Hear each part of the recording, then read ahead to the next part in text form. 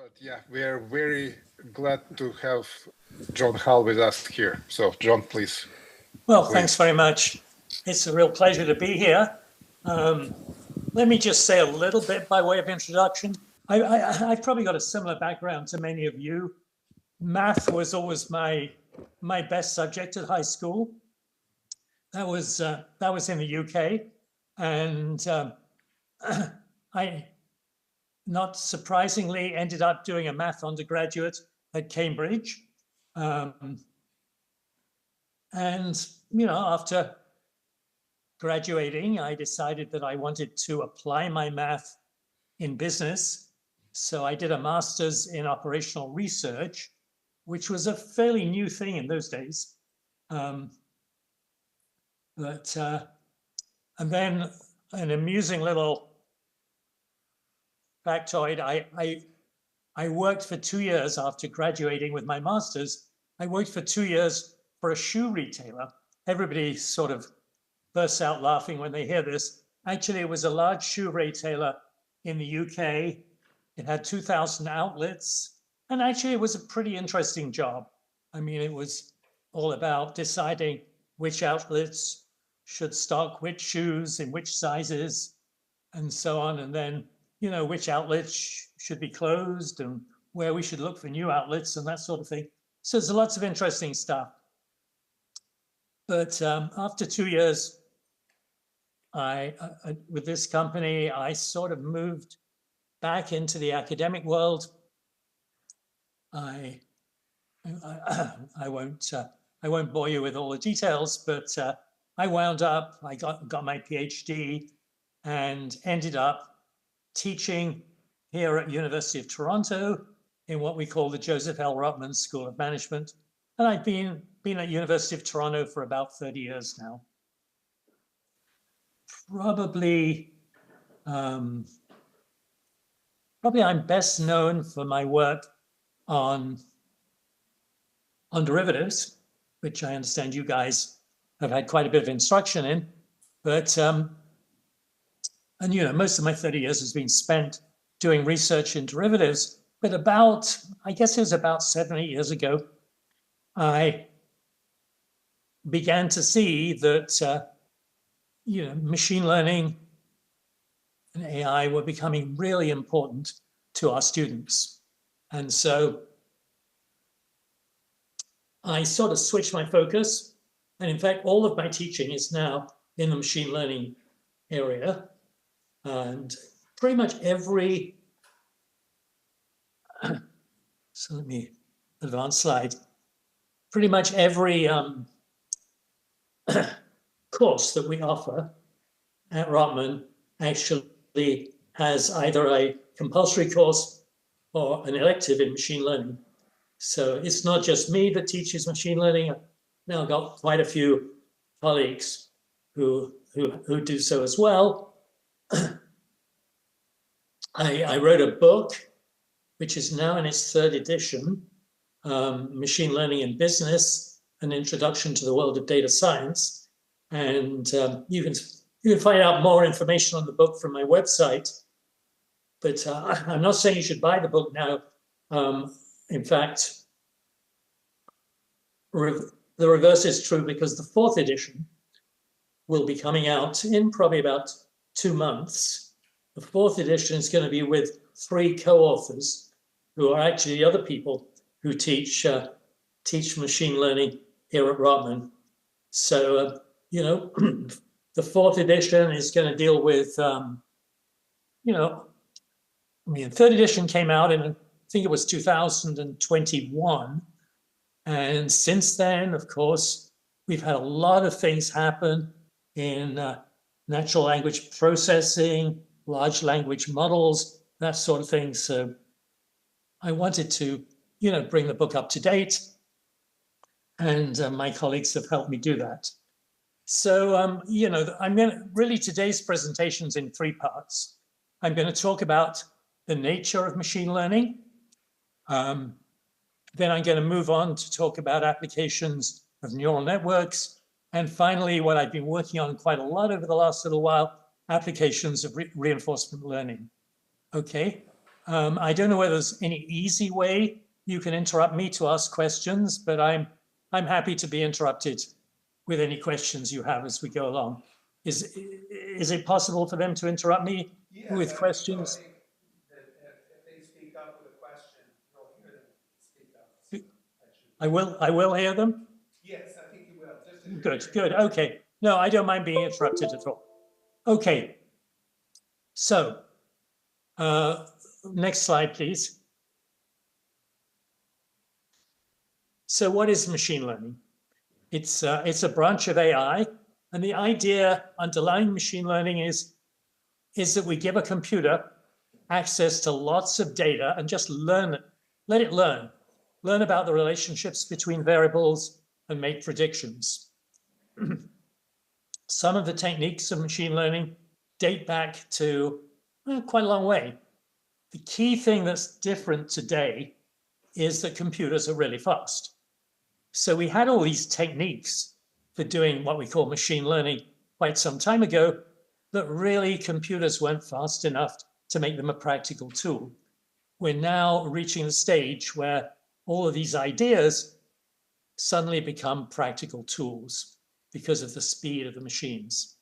Okay, I think it's important to distinguish between machine learning and all the automation that's gone on before it.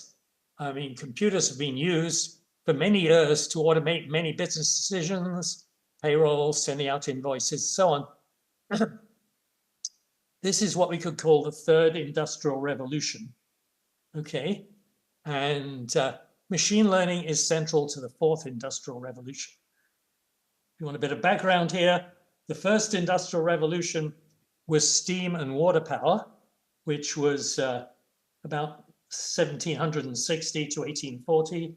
The second industrial revolution was electricity and mass production. This is not me. This is what's generally considered to be the case. And this was 1840 to 1920. Then basically computers and digitization were the third industrial revolution, and we've really had that. We now know how to use computers to automate things that human beings do. Say we can call that computers and digitization. And that we could say that went from maybe 1950 to the year 2000. And then we're now living through the fourth industrial revolution. And we'll be living through it for quite some time, which is really, AI, machine learning, and everything we're going to be talking about today. Okay, next slide, please. So if you want to, let's go back to slide 6. If you want to sort of distinguish between the third and the fourth industrial revolution, one example I use is with loan applications.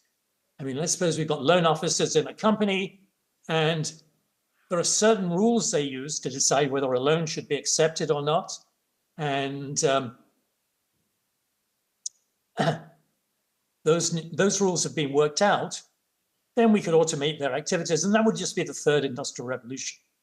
If we didn't know the rules, we could actually use machine learning to determine the rules. We'd collect lots and lots of data on loans that came before the loan officers and the decisions that were made, and it would be an application of machine learning. We could go one step further, though, and we could also say, well, let's try and improve on the rules. So then we could collect lots of data on decisions that were made by the loan officers and how those decisions worked out, and try and improve the rules for accepting or rejecting loans. So the first bullet point here is the third industrial revolution, digitization, fairly straightforward. And then the last two would be applications of machine learning. Okay, next slide. So I'm sure you've all been trained in statistics, and we all know that what we're supposed to do in statistics is sit down, comfortable chair, not look at any data and develop a hypothesis. Then we collect data and test the hypothesis. That's the sort of standard way of doing things in statistics. Machine learning is different. What we do, we don't develop any hypotheses in machine learning. We go out and we collect the data and we try and explain the data. We try different models and we find patterns in the data or try and develop a predictive tool or something like that. But the key difference between machine learning and the traditional statistical approach is that in machine learning, we collect the data first, where in statistics, you're not supposed to collect the data first. You're supposed to develop the hypothesis before you've even looked at the data. Okay. Next slide. So there's various types of machine learning algorithms. Unsupervised learning, which is basically just looking for patterns in the data or clusters in the data.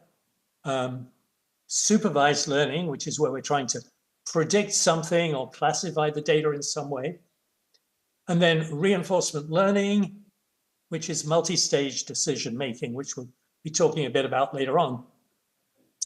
And there's other ways of subdividing the algorithms, but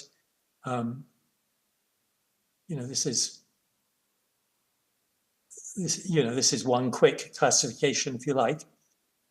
Machine learning has its own terminology. And actually when I first got into machine learning, as I say, it was something like 7 or 8 years ago, I was pretty confused because the terminology is different from statistics. In statistics, for example, we talk about dependent variables, independent variables, and so on. Whereas in machine learning, we talk about features and targets. Targets, as its name implies, is the thing you're trying to predict, perhaps. And features are the independent variables you're trying to predict it from. Things like labels, activation functions, and so on. In fact, when I wrote my book, which I showed you earlier, I have a whole section, I think it's about 10 pages long, showing all the terminology which machine learning uses. Some of which is quite different from the terminology that statistics uses and other branches. It's one of the things that just takes a bit of getting used to. This terminology, unsupervised learning, supervised learning, for example, where does that come from? Unsupervised learning, well, with unsupervised learning, you're just looking for patterns in the data. So you could say, you don't really need any supervision because all you're doing is just looking for patterns.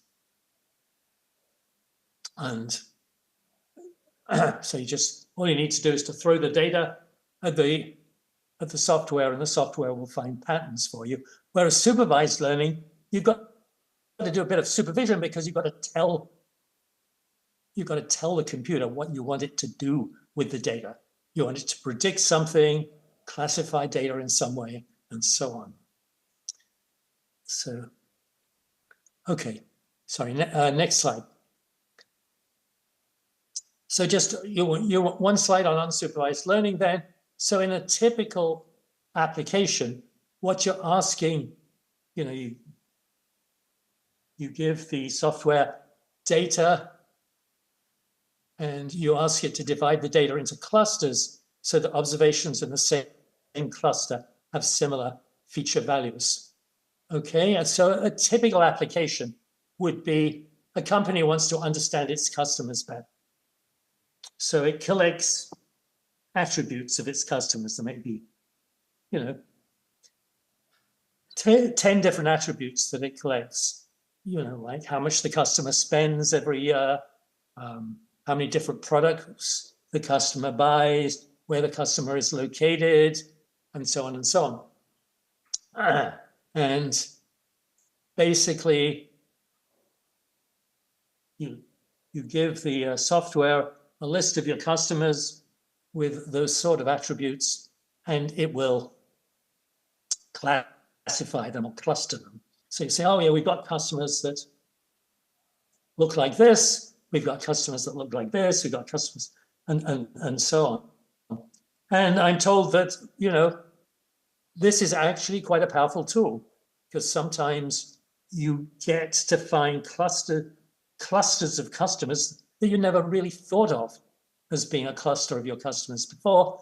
But, this tool has actually enabled you to sort of find the clusters.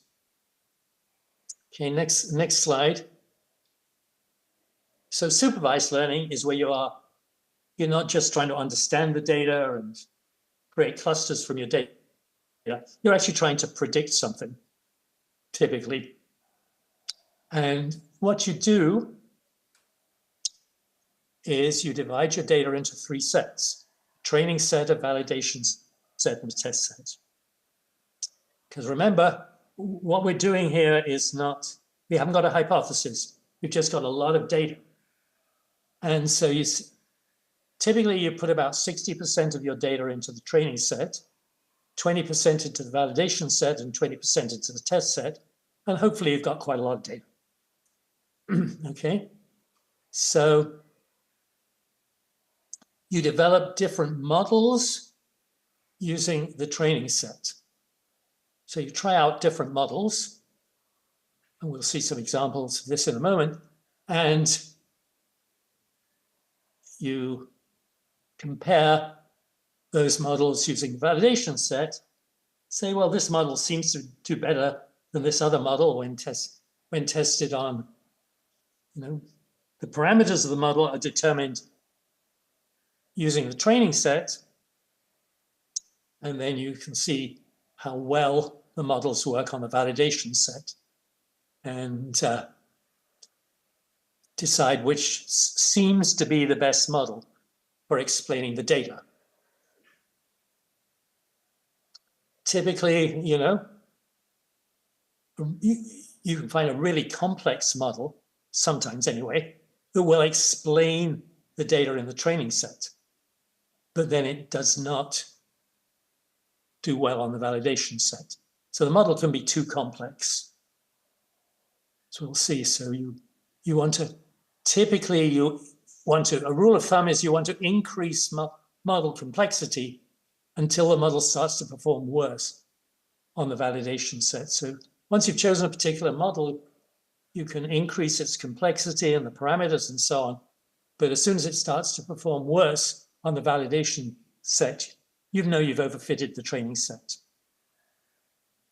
And then the test set is sort of kept to one side, and it's not being involved in the selection of the model or anything like that.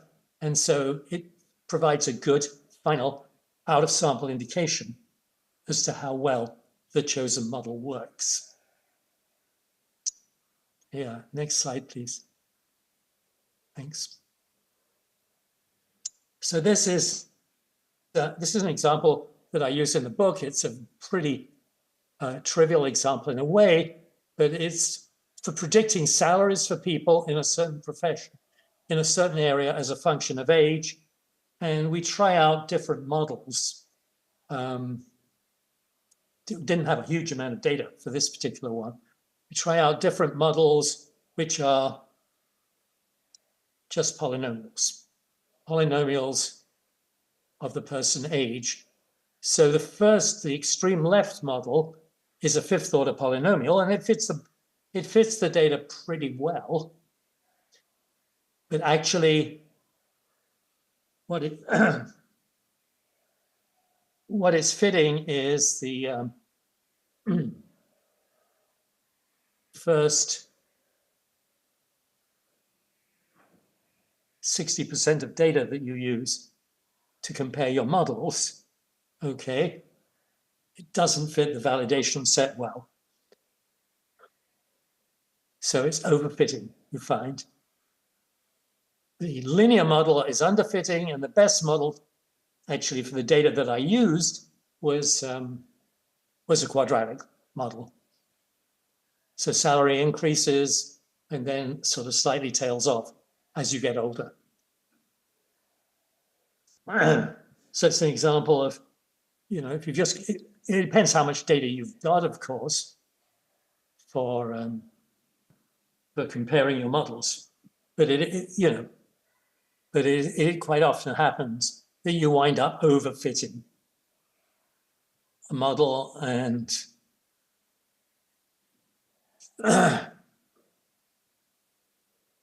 maybe we just go back a slide or two to so training, sorry.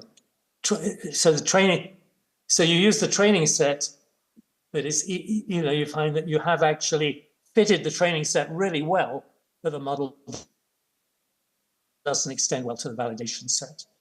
So you then say you've overfitted the training set, okay?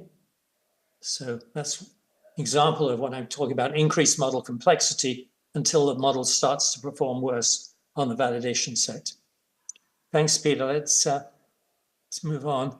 Neural networks. Well, maybe I'll just stop there. Are there any questions that anybody really wants to ask, or points anybody wants to make before we move on?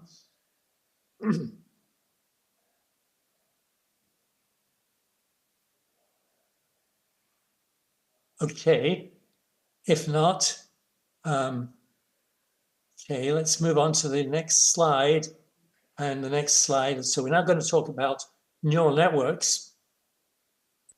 And here's a picture of an artificial neural network. Well, it's abbreviated ANN. So basically what we're trying to do is to, in this example, predict something from certain variables. So the input layer would be the variables that we know, okay, and the output layer are the one or more things we're trying to predict. Now, I know I've got multiple variables in the output layer here. Typically, though, in many applications, there's only one thing you're trying to predict. So let's think into, I mean, if there's multiple things you're trying to predict, then obviously you've got to, in terms of your objective, you've got to weight how important is it to predict this one, how important is it to predict that one, and so on. So let's just for the moment assume there's only one variable in the output layer. The models that you're most familiar with are models that predict the output from the input in one go, as it were. Linear regression would be a classic example. But, you know, any more complicated model is also likely to, you know, predict the output directly from the input. The key thing that we're doing with an artificial neural network is we're not doing it all in one go. We're using the input layer, the variables that we know, to predict these variables in the first hidden layer, v11, v12, v13, and so on. And then we use those variables in the first hidden layer to predict variables in the second hidden layer, v21, v22, v23, and so on. And then the third hidden layer.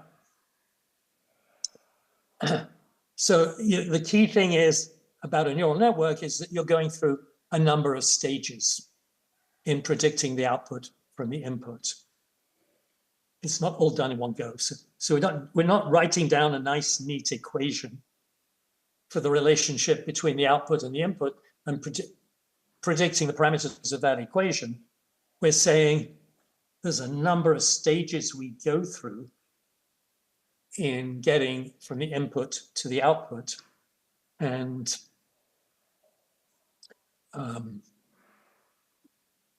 that makes the model, of course, a lot more flexible. Next slide. So what's the relationship between the values in one layer and the values in a previous layer?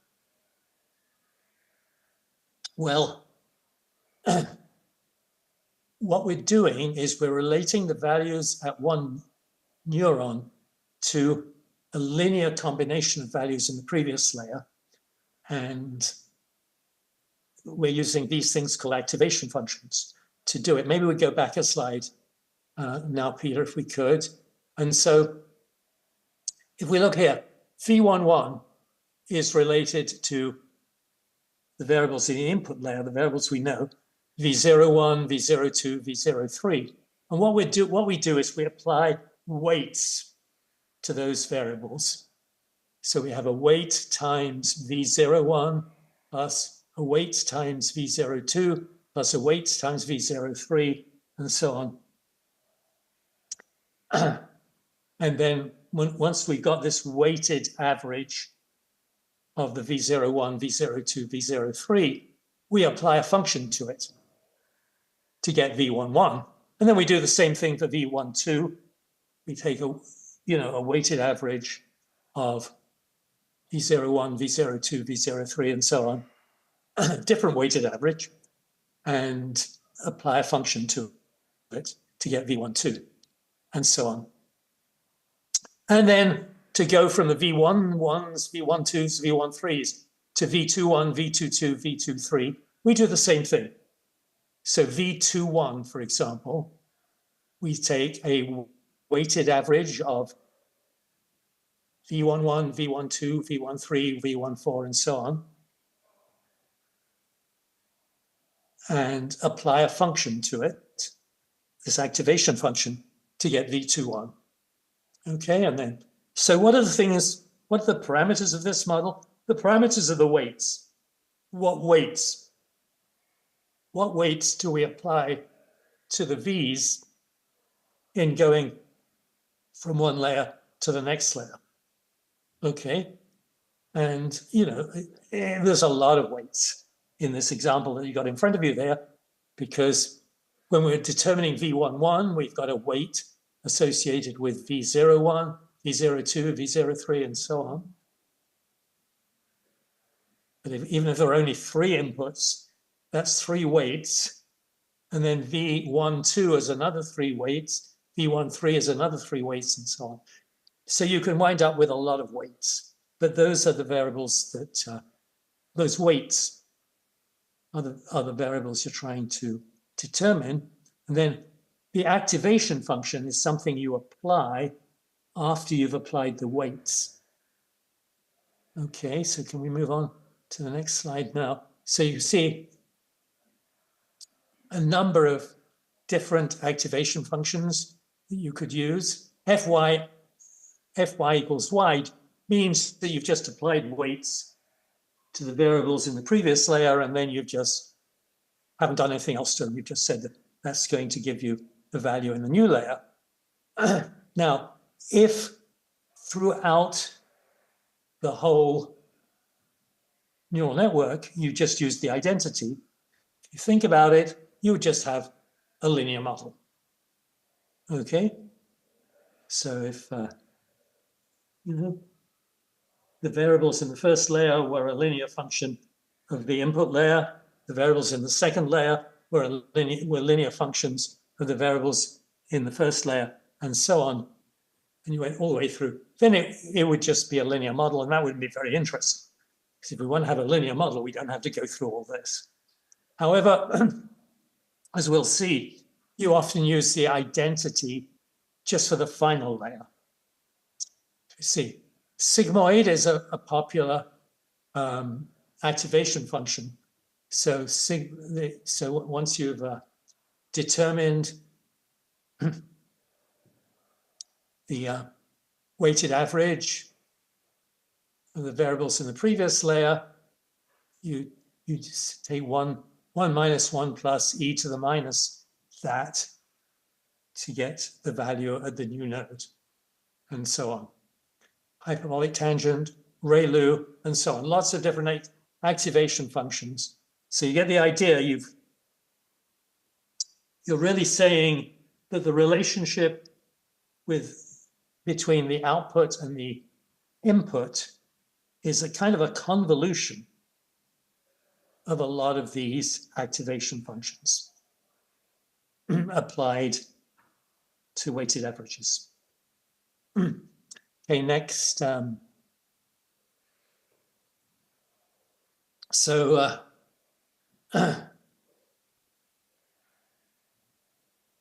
How do we actually solve the model? Well, basically, you've got typically in models, you've got lots of parameter values, all the different weights that you're applying, and you say, well, you start off by assuming some values for the weights, probably not very good values, but you assume some values, and then you calculate gradients. You say, well, perhaps we're trying to minimize some value or minimize a function.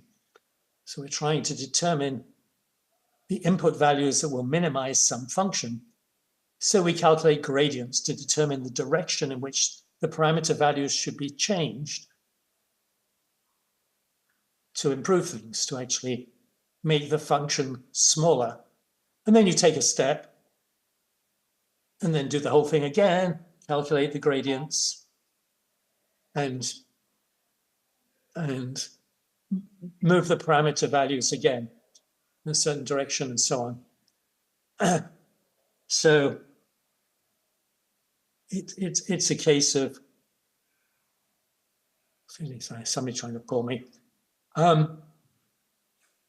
So basically what you need is, you're trying to minimize some function. What you need is the partial derivative of that function with respect to all these parameters, all these weights that define your model. Now that seems a pretty tricky task, but actually there was, clever, maybe you could say almost obvious way of doing this is to say, what we're really talking about with this model is the final thing that we're interested in being a function of a function of a function. In other words, if we're a function of the final weights, and those final weights are a function of the weights that come immediately before the final weights, and then those final weights, so each weight,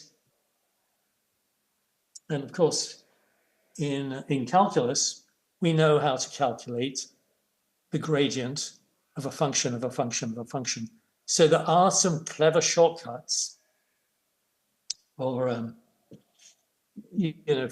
calculating these gradients that you need to sort of move the parameters in the right direction. Okay, you're not starting from scratch in terms of calculating each gradient. Next slide, please. So this is a very simple example, but it illustrates the nature of what you're doing. Let's suppose you wanted to calculate the value of x that minimizes this function y equals x squared minus 8x plus 20. Of course, we could all do this with calculus very quickly, and x equals 4 is the answer. But suppose we were doing it in the way that I just described, then we'd start with some estimate of x. It might be x equals 1, not a very good estimate. And then we'd look at the gradient of this when x equals 1. And what is it? It's 2x minus 8. So the gradient is minus 6. So we move, we move the value that we're looking at in the direction which minimizes y, which, the gradient was -6. So we take the negative of the gradient because we're trying to minimize something and move it in the direction indicated by the gradient by a certain amount. And we see that we're then at a little bit more than 2. Then we calculate the gradient again, move it again, calculate the gradient again. So you can see how this method would work in this very simple example where there's only one thing that we're having to estimate. Okay, and obviously when there's many things we want to estimate, it's the same basic principle, except we're working in many dimensions. Okay, next slide, please. So we continue training the model until the results for the validation set diverge from those for the training set. We don't want to overtrain. Choosing the learning rate is important. The learning rate is how far we move. Once we've estimated the gradient, we have to decide how far we want to move in the direction indicated by the gradient. And that's, well, there are some clever ways of determining the learning rate, as it's called.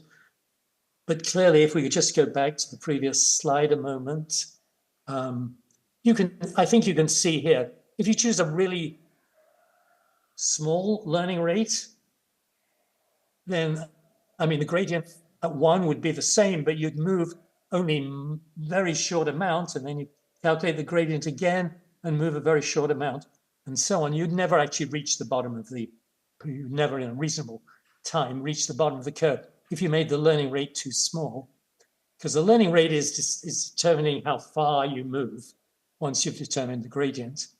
On the other hand, if the learning rate is too big, you could oscillate and sort of move from above the minimum to below the minimum to above the minimum to below the minimum and so on. So determining the learning rate is important. And some, you can do it by trial and error. As I say, there's some clever ways of doing it as well. Okay, next slide, please. It's also turns out to be best to scale the variables. When you're doing all of this, and back propagation is used to calculate the partial derivatives, that's what I mentioned before, which is really just saying the partial derivatives. You're talking about taking the partial derivative of something which is a function of a function. We've known how to do that in calculus for quite a long time. Okay, next slide, please. So here's, one application that we've used it for. It may seem a little artificial, but actually it's not, as I'll explain in a minute. But basically, I generated 10,000 call option prices using the Black-Scholes Merton model and added a normally distributed error. So I generated a lot of data. I said that, the asset price S, the strike price K, the risk-free rate, the volatility sigma, and the time to maturity. You can see in the second bullet point there what I chose as the ranges there.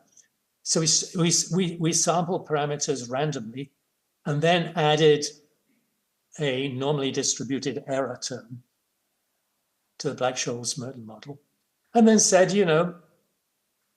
let's see how well the model can actually determine what the function is. And I actually used 3 hidden layers, 20 neurons per layer, and sigmoid activation function, except the final layer. And this is a point. If I used the sigmoid activation function everywhere, it wouldn't have worked, because sigmoid activation function gives you a value between 0 and 1. And of course, the Black-Scholes Merton price is not between 0 and 1. So I used the identity activation function for the final layer, and that's not uncommon to use the identity activation function for the final layer, because the activation functions you're using for earlier layers may be constraining the answer you get. And, divided the observation between the training set, validation set, and the test set in the way that we were discussing earlier, 6,000 for the training set, 2,000 for the validation set, 2,000 for the test set. You have the next slide, please, Peter. So you can see what happens. The epochs of the training set is increased, which just basically means we continue to try and match the training set data as closely as possible. It improves things for the validation set up to a certain point, and then starts to get worse. See what's going on better. Next slide. We can sort of take a moving average. And this is, so you can see what's going on here. We keep trying to improve the model, but we stop after 2,575 epochs. Just think about the epoch as a trial. Okay, so you can see that things improve for the validation set up to a certain point, and then they seem to get worse. So it's best to stop. So the model that we actually wound up with was the model after 2,575 epochs. Next slide, please. So we only had 10,000 observations, but we found that the neural network actually imitated the Black-Scholes-Merton model very well. In other words, the random noise that we added to the Black-Scholes-Merton prices didn't, it managed to overcome that random noise pretty well. Okay, there's more details about that in my book. So the next slide. Now you may say, well, that's a pretty artificial example. We don't need a model to, we don't need to use neural networks to determine the Black-Scholes model because we have a formula. But it turns out that actually derivatives companies are using neural networks to value exotic derivatives. There are some derivatives which can only be valued using Monte Carlo simulation. And Monte Carlo simulation is slow. It can take, 3 or 4 minutes to come up with a price. And if you've got, if you've got a client on the end of the line, that may not be very good. So basically, instead of doing this for the Black-Scholes-Merton model, you could do it for some exotic derivatives model. I mean, you run your Monte Carlo simulation many, many times to create data which relates the price to the inputs. And then you create a neural network to replicate the prices as closely as possible. And then after you've done that, you have a really fast way. I mean, obviously you don't, if you're doing this in the way that I'm describing, you wouldn't actually add an error term to it. You just want to create the prices as accurately as possible. And once you've got a neural network that will actually create these exotic option prices, you can then very, very quickly calculate any new price you want to, because all you're doing to calculate a new price is working forward through the neural network. So, instead of being 3 or 4 minutes, it's, almost instantaneous. Because you work, as I say, you work forward through the neural network to obtain the price. And this can also be useful for scenario analysis, because scenario analysis can be very slow if you're having to calculate this exotic option over and over again using Monte Carlo simulation. But if you can if you've constructed a neural network to produce the price, then it's, you know, much faster. And scenario analysis is perfectly feasible. Can we have the next slide, please? Another thing we've looked at as part of our research is we've looked at the relationship between volatilities and how volatilities change as the return on the asset changes. If, you know, the standard way of doing hedging, of course, is to say, well, I mean, let's talk about delta hedging, but it applies to other hedging as well. But with delta hedging, you say, well, how does the price of the option change when the price of the underlying asset changes? And we'll assume that the implied volatility remains the same.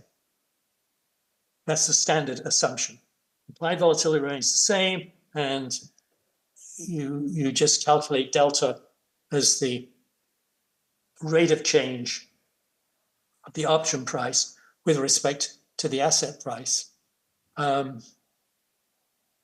But perhaps there's a tendency for the volatility to change as the asset price changes. In other words, if there's a positive return on the asset, so the asset price goes up,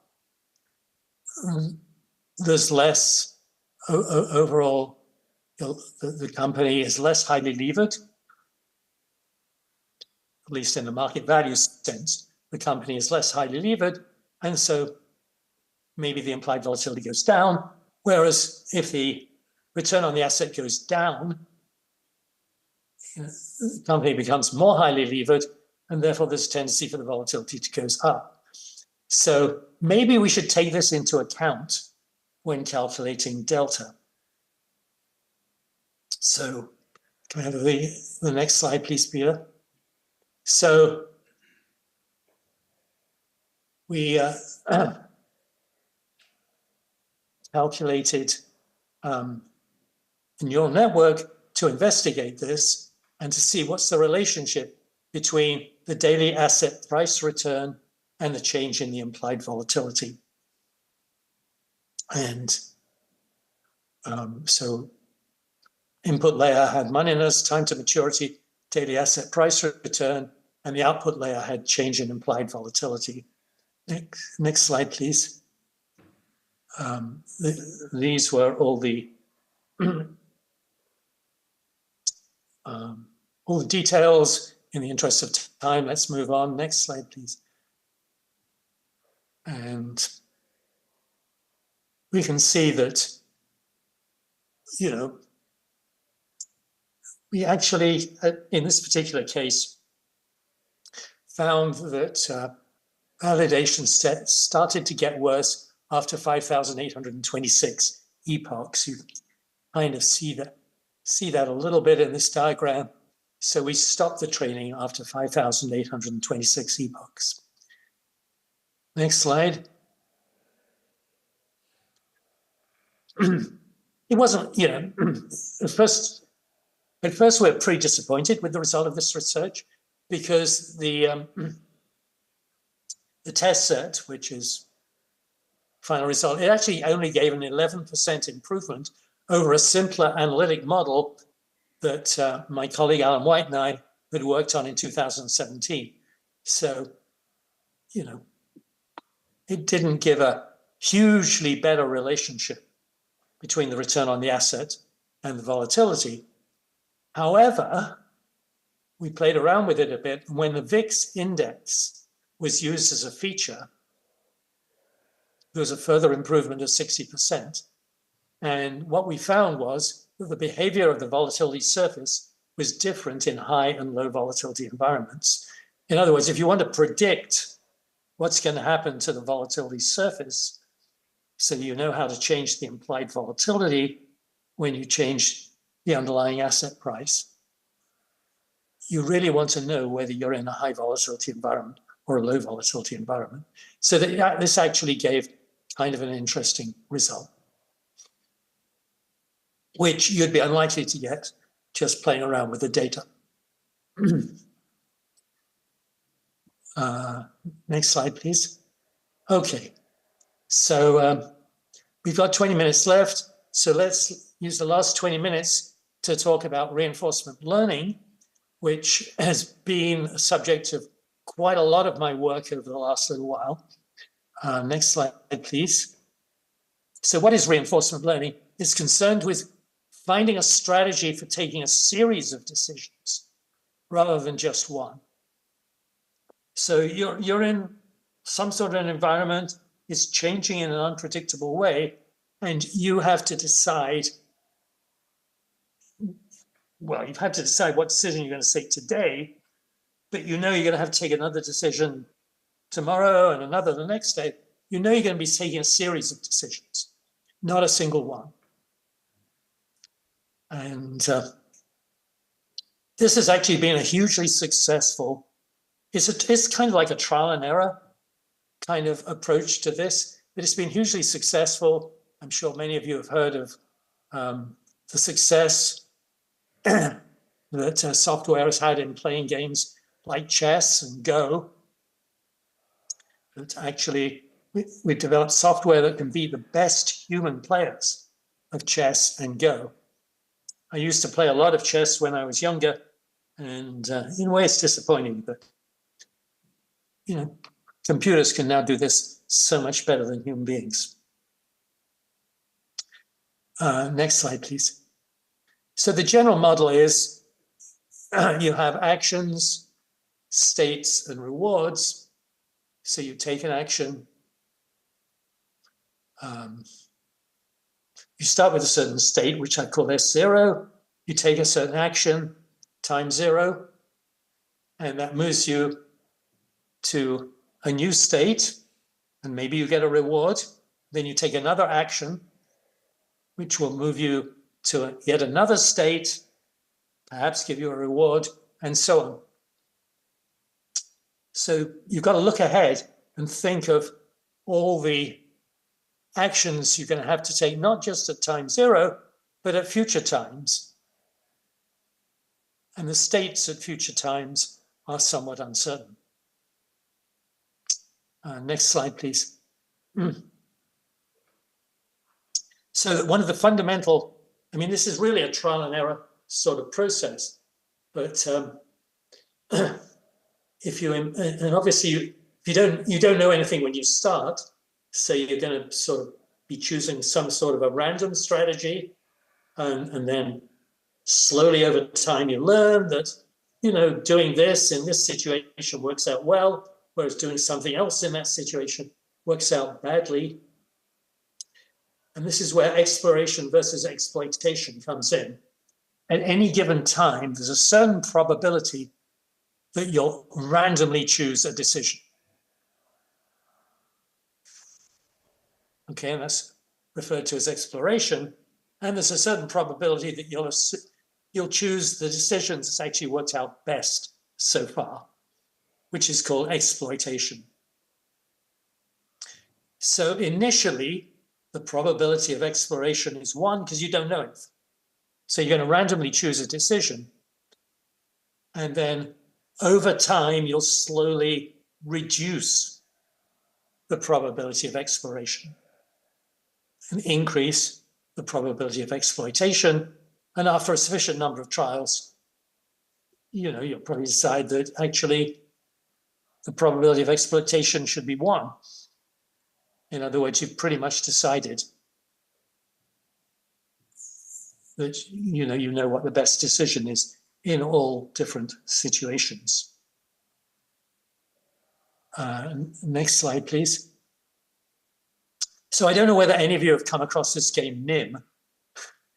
Okay, but it's a very simple game, but it's a good game for illustrating how reinforcement learning works.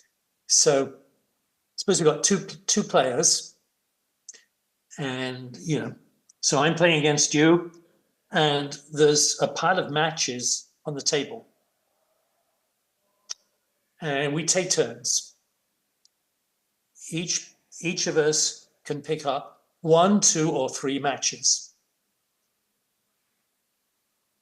And you lose the game if you have to pick up the last match. Okay?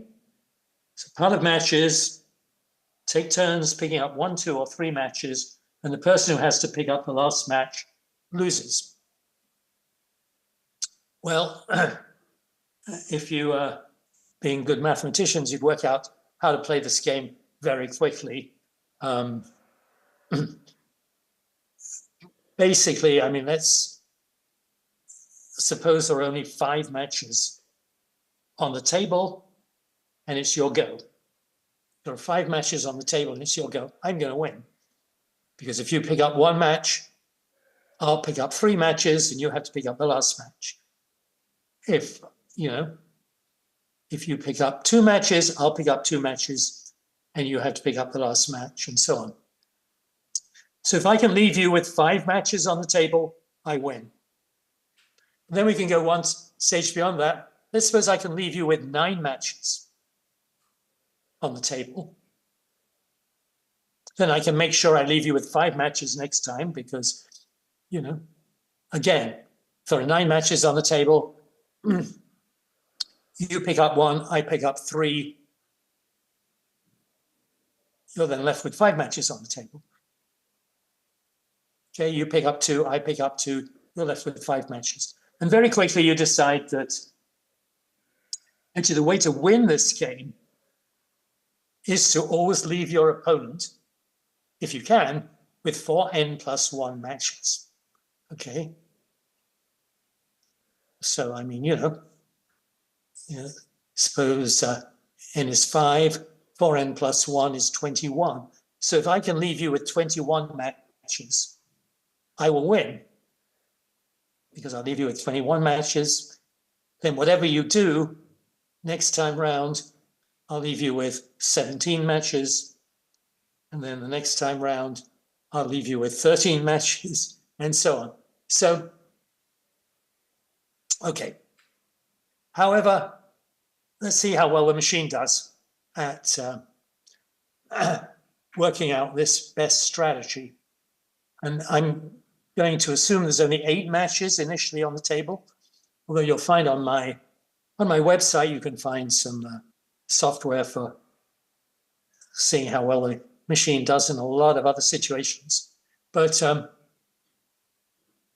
we'll assume that the reward is +1 from winning and -1 from losing, and your opponent behaves randomly. I can change things so the opponent learns as well if I want to, but okay. So basically we start with this state action table.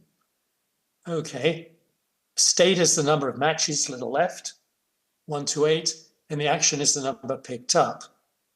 Next slide, please. So basically, as I say, it's trial and error. So let's suppose, I mean, you don't know anything. So randomly you choose to pick up 1 match. Randomly your opponent picks up 3 matches.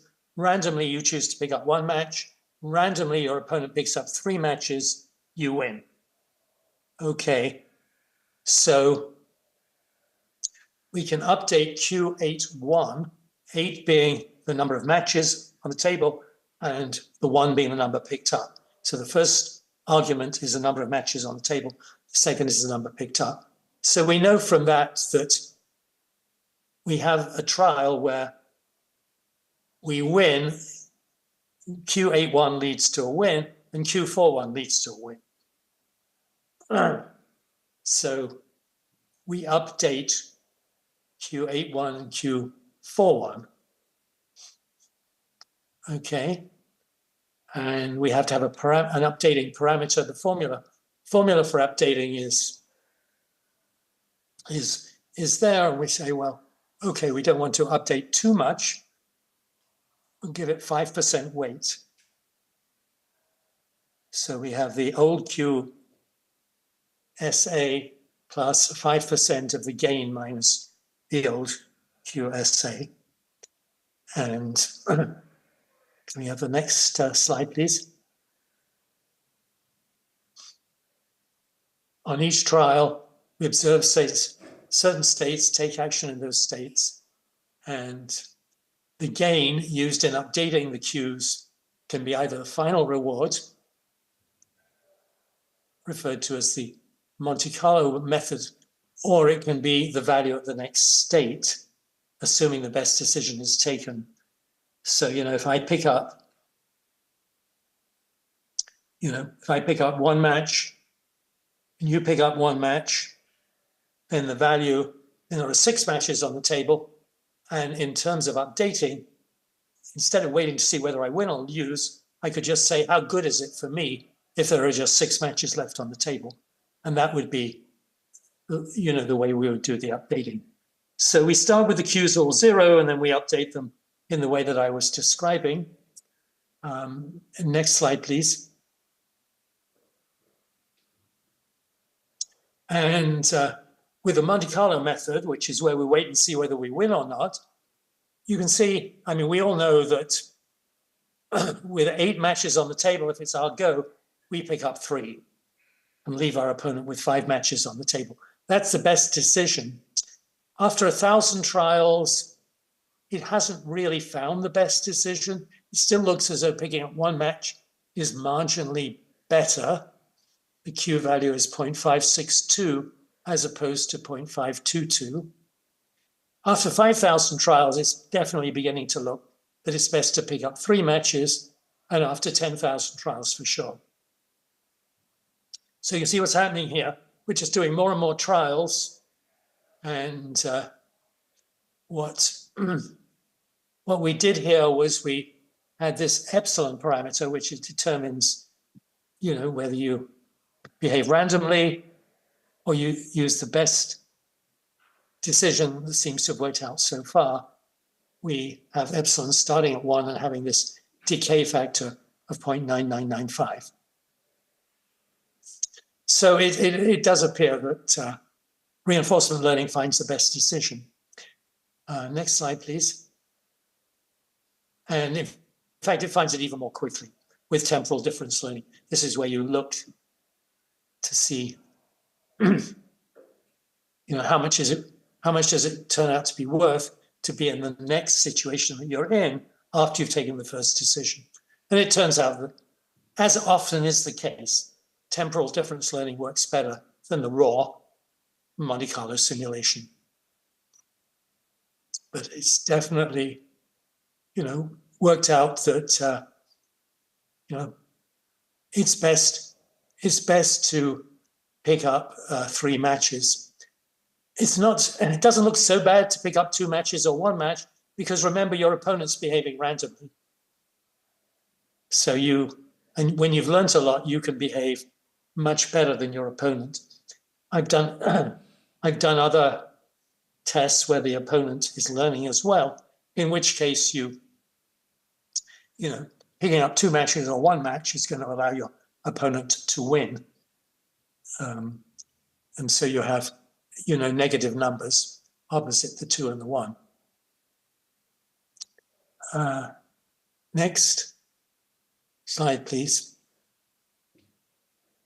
So this is, this NIM game illustrates, admittedly in a fairly simple situation, how reinforcement learning works.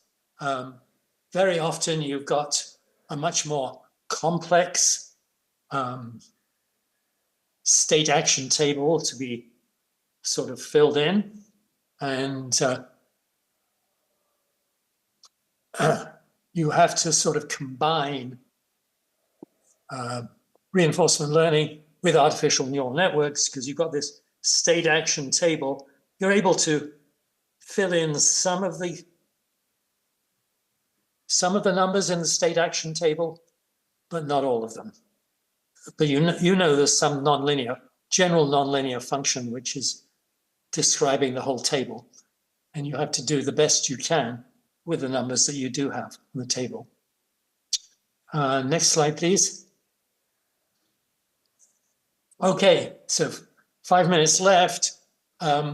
What I've been spending a lot of my time in the last little while on is saying, can we use reinforcement learning for hedging derivatives?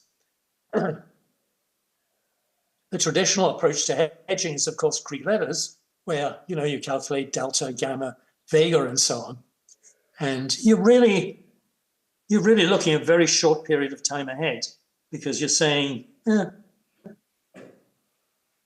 what's the partial derivative of the value of my portfolio with respect to whatever it is, the underlying asset price, the volatility, or whatever. Reinforcement learning sort of has a different approach. It says, let's look several periods ahead and try and take a decision which will work well over our time horizon. So what have we found? Next slide. This is my last slide. So what we found is we've found that, in some situations, using reinforcement learning for hedging, in other words, looking several periods ahead and seeing which strategies will work out best can be useful. For vanilla options, it does about the same. Overall, it does about the same as the Greek letter hedging, but it does save transaction costs, and actually saves significant amounts of transaction costs. Because you can think about it this way, if you're hedging a vanilla option, let's just talk in terms of delta. Let's suppose delta is 0.5 right now, and delta goes up to 0.7. But maybe there's a 50% chance that at your next hedging date, delta will go back down to 0.5. So the question is, should you change? Should you do your hedging to reflect delta going from 0.5 to 0.7, even though there's a 50% chance it'll go back down to 0.5, or is it better to wait and see what happens over perhaps 2 time periods? And the answer is, if there's a lot of transaction costs, it's better to wait. So we find reinforcement learning can save quite a lot of transaction costs, even though when you don't take account of transaction costs, there's not a huge saving for vanilla options typically. Okay, and of course, transaction costs are really important when it comes to vega and gamma hedging as well. For some exotic options, such as barrier options, we find reinforcement learning produces superior results even when there are no transaction costs. And one of the nice things about using reinforcement learning is that you can choose your objective function. Okay, whereas of course you can't do that with Greek letter hedging. So,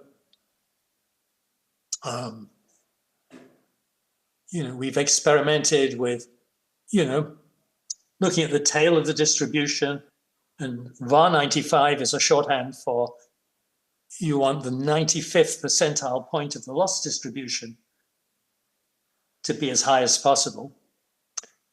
Or CVAR 95 is where you want the conditional value at risk, which is the average beyond the 95th percentile of the loss distribution to be as low as possible. So, you can have an objective function that focuses on the things you're most concerned about, which is perhaps the tail of the distribution. We find it's robust, gives good results during stressed periods. And it's interesting, JP Morgan is, our main competitor in terms of doing this research is JP Morgan. JP Morgan's been doing a lot of work looking at reinforcement learning for hedging. Of course, the disadvantage of reinforcement learning is that it's much more computationally demanding than traditional approaches. You've got to run these trial and error programs, which, can take a few minutes. But they're getting faster. So whereas it takes no time at all to calculate a Greek letter, it will take you a little while to calculate the best strategy for doing reinforcement learning hedging. But I think, come back to my earlier point, that computers are now sufficiently fast that, that it's becoming a feasible tool. So brings me to my last slide. We're 1 minute over the 4 o'clock mark, but if anybody wants to ask any questions, I'd be happy to answer them. Well, I have a question for you, John, about the choice of activation functions. Have you found, as you did in this case, that I guess was it the sigmoid function was applied in your example, or was it the RELU? Yeah, we've had a lot of success with the sigmoid function. That may be just chance events, or maybe there's something special about the sigmoid function. Of course, there's nothing to stop you trying several different activation functions and seeing which works out best in a particular situation. And we did that in our implied volatility research, and we concluded that the sigmoid function worked out best, as a matter of fact. But we tried several different activation functions. So, but I think if I remember correctly, all the activation functions we tried were pretty close to each other in terms of how well they worked out. So I think choosing the activation function may not be, in many situations anyway, may not be a big deal. What you also have to think is, how big do you want the models to be? How many neurons per step, how many steps in total, and that sort of thing. I think that's very typically what happens. Is there a way to benefit from sort of building the neural network with, say, 2 layers, and then use the results of that to add a 3rd layer, or is the 3-layer neural network just built independently? That's a good question. As far as I know, you've got to start from scratch when you go from, say, 2 layers to 3 layers. You can't use what you've done with 2 layers as a shortcut to doing 3 layers. I may be wrong there, but I don't think this anyway. Right. Actually, for the class's benefit, I checked your references, and on your Toronto website, you actually have material like the Python code for various examples in your book. So I think students might find that very accessible and useful. Yeah. I should have mentioned this. Yeah, there's a lot on my website. I think lots of different things we've done at different times on on this sort of machine learning research. So if you want to read more about it, certainly my website would be a good place to go. How do you choose the objective functions in your examples? Was there some issues involved with choosing those specifically, and what they were? And what was the difference between them? Yeah, I think I think every situation is different as far as that's concerned, and you've got to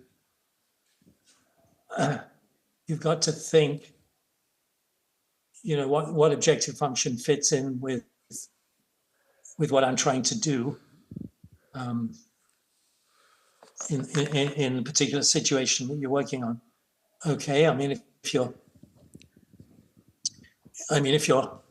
if you've got some exotic option and you're trying to match the price as closely as possible, then obviously it's the difference between the price you're trying to match and the price given by the neural network is going to be most, there's going to be an objective that you're trying to minimize.